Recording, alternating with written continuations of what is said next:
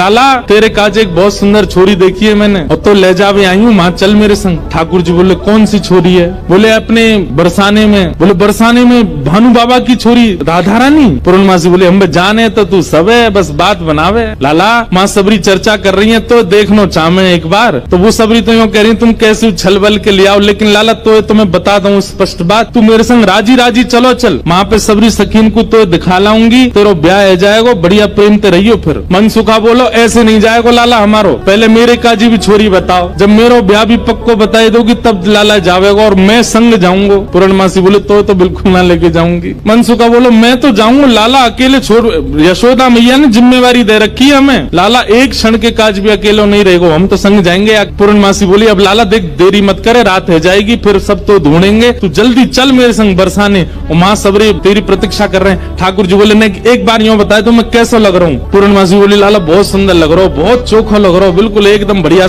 अभी गैया चरा रहे हैं, गोबर लगाए जगह जगह पे, लेकिन पूरी पूर्णमासी कह रही बहुत बढ़िया लग रहा हो लाला, ऐसी चलो चल। मन सुखा बोलो हम बता दे हम कैसे लग रहे हैं? तू तो ऐसा लग रहा हो कोई बंदर नहा के आयो हो, बाकी सबरे बाल चिपक जाए। मन सुखा बोलो तुम मुझे ज्यादा ना बोल रही, यूँ ना पता कि लाला अगर मैं इशारो कर दूंगा तो जावेगो नहीं बरसाने की ओर। पूर्णमासी बोली तू कर दे इशारो एक बार याकू।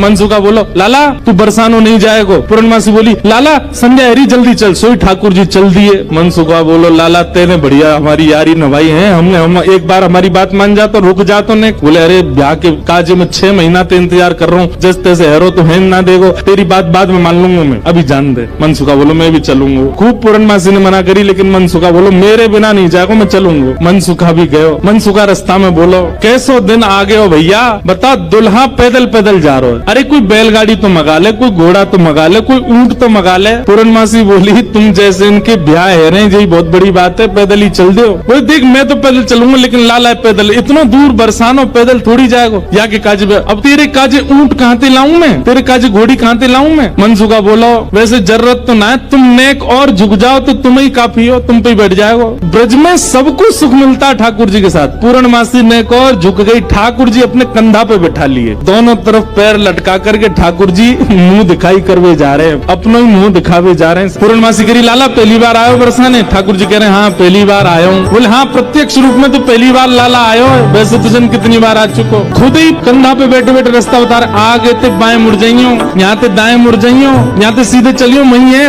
अच्छा पहली बार आयो तू? ठाकुर जी बोले ना आ चुका हूँ लेकिन स्वप्न में आयो, स्वप्न में देखो मैंने बरसाना। लेकिन जैसे ही ठाकुर जी पहुंचे बरसाने, हर घर में मानो जैसे आनंद की अपने आप लहर छाने लगी, चंदन की सुगंधी आने लगी, शीतल वायु सबके अंग को स्पर्श करके आह्लाद प्रकट करने लगी। जिस रूप माधुरी का दर्शन आज तक नंदगांव गोकुल की गोपियां करती थी, आज उस रूप माधुरी का दर्शन बरसाने की गोपियां कर रही हैं। हर घर में गोपियां अपनी अटारियों पर खिड़कियों पर आकर के खड़ी हो गई हैं, श्याम सुंदर की मनोहर झांकी को देख रही हैं। पूर्णमासी जैसे ठाकुर जी को लेकर के कीर्ति भवन में पहुंची है, आहा सामने से कीर्ति मैया ने पहली बार लाला को देखो है, क्या रूप झांकी, क्या ठाकुर जी के सुंदर नेत्र, क्या ठाकुर जी की छवि। कीर्ति मैया को इतने भागे, मन तो हुआ कि अभी गोद से उतारूं, अभी भामर पड़वा के ब्याह कर दूं लाली को। लेकिन जाए करके जैसे ही पहुंचे तो पहुंचते ही स्वागत ही ऐसा कि अच्छा तुझे ही है, वो कारे काले कलूटे। ठाकुर जी की रूप माधुरी पर ही आक्षेप करने लगी सब। ठाकुर जी को बैठा करके सब सखियां घेर करके बैठी हैं और अब आपस में चर्चा करनी। बीच में मनसुखा भी बैठा है। सखियां आकर के बोली मैया जमाई तो आयो संग में, मुंह दिखाई करवावे आयो संग में, पर ये अपने गांव ते बंदरन ने काई को लिया आयो संग में। मनसुखा बोलो हम बंदर ना है, हम लाला की सखा है, हमारे कहे बिना कछु ना करे लाला। हम कहें तो उठे, हम कहें तो बैठे, हम कहें तो चले, हम कहें तो सोवे, हम कहें तो खावे। धीरे से देख रहे ठाकुर जी, अब की मान जाइयो अगर कछु कहें तो, पिछली बार तो चल दियो। सब सखियां ठाकुर जी को कोई कान पकड़ के देख रही है, मैया कान तो ठीक है, यहाँ के नाक पकड़ के देख रही, मैया नाक ठीक है या की, आंखन में घूर घूर के देख रही, बोले मैया आंख ठीक है या की, मुखमंडल देख रही है, हाथ देख रही है, पाम देख रही है, चलवा के देख रही है, सब गोपी करी मैया चाल तो बढ़िया है, लेकिन नेक ऐसी लगे जनानी समझे, ऐसा लगे नेक कोई छोरी चल रही है का। अरे ना लाला हमारो जब गैया चरावे जावे तब देखो बिल्कुल ऐसी मर्दानी सी चाल चले, ऐसा मत कहो। सब ठाकुर जी को घेर करके विविध प्रकार की बातें कर रही हैं। एक गोपी बोली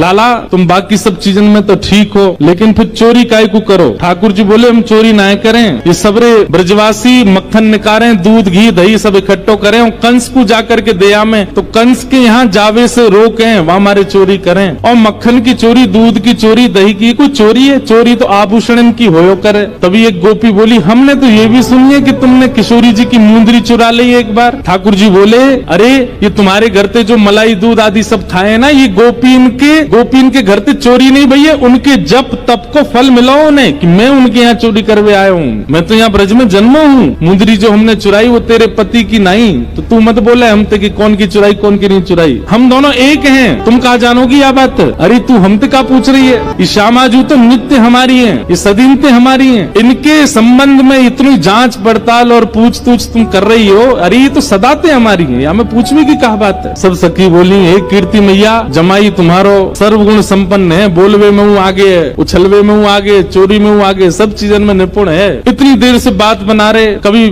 मनसुखा कचुके, कभी गोपी सब कचुके हैं। सब गोपियां बोली, भैया देखो ये मेल बन नहीं रहे हो ब्याह को। बोले क्यों ना बननो? बोले बात यहीं आके अटक रही है कि लाला तुम्हारो कारो है, हमारी किशोरी जी गोरी है कमल जैसी, उनके सामने जी भोरा कितनो बुरो लगेगो, बगल में बैठो कैसो लगेगो, या हमारे तुम तो यहाँ ले जाओ, ये कितने मुस्कुरा के सुंदर लग रहे हो, पर किशोरी जी की आती इनकी सबरी मुस्कुराहट फीकी पड़ेगी। सब सखियां कह रही, बोले ले जाओ अपने लाला कहीं और ही ब्याह कर लो। तुम मनसुखा कह रहे हैं क्या? जैसी संध्या है जाए सो कमल मुरझा जाए, अपनी पंखुड़ी ने समेट ले, ऐसे ही लाली आपकी कितनी सुंदर हो, कितनी खिली कमल सी हो, लेकिन लाला के आते ही इनके समस्त तेज को, समस्त योग को, समस्त बल को हमारो लाला ले लेगो, ऐसा है नहीं। पर मनसुखा कह रहा है, मनसुखा कह रहा हूं हमारो लाला जैसी लाली के बगल में बैठेगो, सबरो तेज तुम्हारी लाली को अपने अंदर ले लेगो। ठीक है, हम अपने लाला ले जा रहे हैं। और जैसे ही ठाकुर जी को हाथ पकड़ करके मनसुखा ले जाने लगो, दो चार सखीन के मुख मुरझाए गए, तो मानो जाते जाते कह रहे हैं, मन में पछता हूं मैं, अब भी समय बोल दो तो हम रुक जाएं, लाला तो ब्याह करा देंगे श्री जी को। हमें पता है मनी मन तो आप सब लोग ये सोच रहे हैं कि आपकी किशोरी जी से भी ज्यादा सुंदर आपको वर मिल रहा है। जैसे ही हाथ पकड़ करके ठाकुर जी को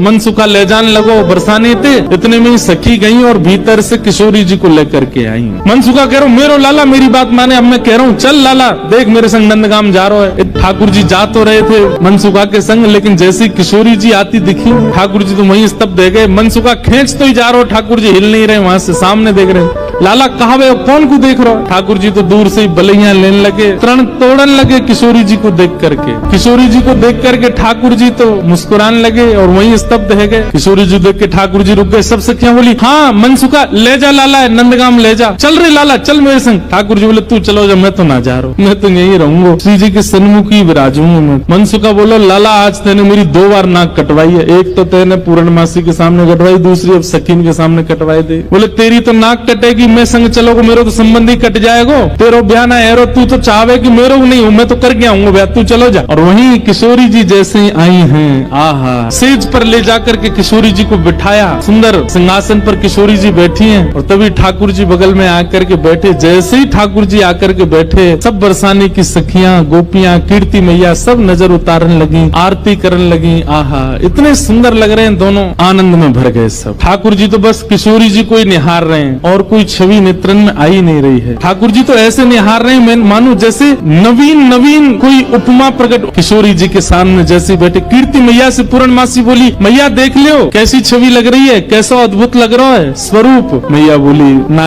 मैं तो मनी वैसे ही चिंता कर रही, वास्तव में ऐसा लग रहा हो कि जैसे मानो हमारी लाली और ये लाला दोनों एक दूसरे के काजे ही बने हैं, दोनों की छवि एक दूसरे के काजे ही प्रकट भई है। ठाकुर जी के बगल में बैठती किशोरी जी कैसी लग रही है, मानो जैसे किशोरी जी तो कोई स्वर्ण की अंगूठी है और वह स्वर्ण की अंगूठी में नील मणि श्री कृष्ण लगे हुए। दर्शन करके सब सखियां, सब बरसाने की गोपियां निहाल हो गए। सब कहने लगी, मैया अब तो तुम मुहूर्त मत करवाओ, अब तो तुम कोई की प्रतीक्षा मत करो, ब्याह कर ही दो, आज लाला सही हाथ पड़ गयो आगे। कीर्ति मैया मनी मन विचार कर रही, बोले विवाह तो मन में तो है ही चुको है, मन में तो सबके भामर पड़ गई है ठाकुर जी की और किशोरी जी की। ठाकुर जी ने तुरंत अपने गले की माला उतारी और उतार करके किशोरी जी के गले में डाल गई। सब सखियां खड़ी देखती रही, ठाकुर जी वरमाला कर गए किशोरी जी को। ठाकुर जी देखे सवेरे ते है गई हमें आए भय, कभी हमारे रूप की परीक्षा, कभी हमारे गुण की परीक्षा, कभी हमारे नाम की परीक्षा, तो परीक्षा ही करते रहेंगे, हमारा ब्याह तो कराएंगे नहीं। ठाकुर जी ने अपने गले की माला उतार के चुप किशोरी जी के गले में डाली और वहां पे तुरंत भाज गए नंदगाम। बोले नंद के लाला की